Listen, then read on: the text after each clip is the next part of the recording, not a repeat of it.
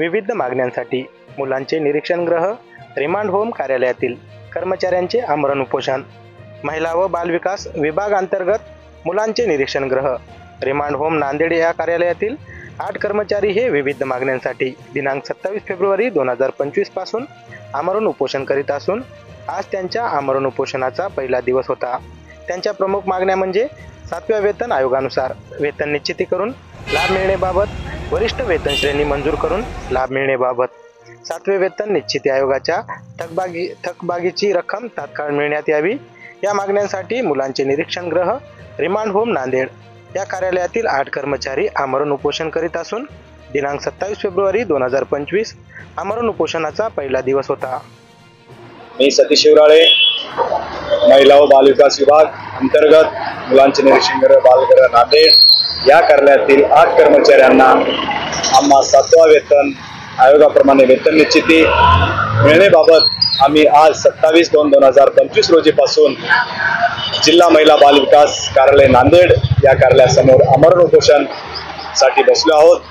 गेल्या 5 वर्षापासून आम्हाला 7व्या वेतन निश्चितीनुसार वेतन निश्चिती मिळत नाही व सर्व महाराष्ट्रातील निरीक्षण गृहांना 7वा वेतन निश्चिती मिळालेली आहे. आमच्या नांदेड निरीक्षण गृहातील कर्मचाऱ्यांना का भेटत नाही त्याचं कारण आम्हाला देत नाहीत. अधिकाऱ्यांना वेळोवेळी विनंती करून सुद्धा तो अधिकारी आम्हाला कुठल्याही प्रकारे दुजोरा देत नाहीत. त्यामुळं आम्ही आजपासून उपोषणाला बसलो आहोत व आम्हाला जोपर्यंत आमच्या मागण्या मान्य होत नाहीत तोपर्यंत आम्ही येथून उठणार नाही. तसेच ज्या गेल्या 5 वर्षापासून आम्हाला नाहक त्रास होत आहे, नांदेड शहरामध्ये या वाढत्या महागाईनुसार आम्हा कर्मचाऱ्यांना 7वें वेतन आयोगानुसार वेतन भेटत नाही. त्यामुळे आम्ही सर्व 8 कर्मचारी जिल्हा महिला बालविकास कार्यालय यांच्या कार्यालयासमोर आमरण उपोषणास बसलो आहोत. या निमित्तानं सन्माननीय जिल्हाधिकारी साहेबांना अशी विनंती करतो की या आमच्या मागण्या तात्काळ मान्य कराव्या व आम्हाला न्याय द्यावा ही विनंती. नमस्कार, मी अनुराधा हवेलीकर, निरीक्षण गृह नांदेड येथे शिक्षिका आहे आणि गेल्या 5 वर्षापासून आम्ही आमच्या 7व्या वेतन आयोगासाठी प्रयत्न करत आहोत. पण आम्हाला 7वा वेतन आयोग अद्यापही लागू झालेला नाही आणि वेळोवेळी आम्हाला याबद्दल टाळाटाळ केली जाते.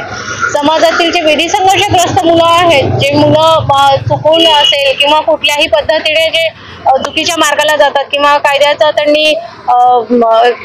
त्यांनी तोडलेला असतो, अशा मुलांना आम्ही पुढे चांगलं त्यांचं आयुष्य चांगलं बनवण्यासाठी, त्यांना समाजात सुधारणा घडवून आणण्यासाठी आम्ही प्रयत्न करत असतो. परंतु त्यांचे आयुष्य सुधारता महिला बालविकास विभाग हे विसरून गेला आहे की आम्हालाही आयुष्य आहे आणि ते आमचा विचार करत नाहीये. त्यामुळे त्यांनी आमची दखल घेतली पाहिजे. आम्हाला ज्या गोष्टी आमच्या हक्काच्या आहेत, आम्हाला ज्याचा लाभ मिळणे गरजेचे आहे, ते लाभ त्यांनी आम्हाला दिले पाहिजेत अशी आमची विनंती आहे. माझी लहान मुलं मी घरी ठेवून आलेली आहे. 2-2 वर्षाचे बाळ आहेत, ट्विन्स आहेत आणि एक मोठा मुलगा आहे 3 वर्षाचा. अगदी छोटी मुलं आहेत जी आईला सोडून राहू शकत नाहीत. आम्ही सकाळपासून आम्ही इथे उपोषण करत आहोत. अजूनपर्यंत एकाही अधिकाऱ्याने, एकाही कर्मचाऱ्याने आमची नोंद घेतलेली नाहीये. माझी बाळं रात्री राहू कशी शकतील आईशिवाय हे सुद्धा यांना कळत नाहीये. फिडिंगची बाळं आहेत, लहान बाळं आहेत. आमच्या लेकरांचा नाही, आमचा नाही, कधीच कुणाचा विचार करत नाहीत. यांच्या अशा वागण्यानं जर आमच्या बाळांना काही झालं, ते रात्रभर नाही राहू शकले, त्यांची तब्येत ठीक नाहीये, त्यांच्याशिवाय आम्ही नाही राहू शकलो, आम्हाला काही झालं कर्मचाऱ्यांना, तर याची जबाबदारी कुणाची आहे?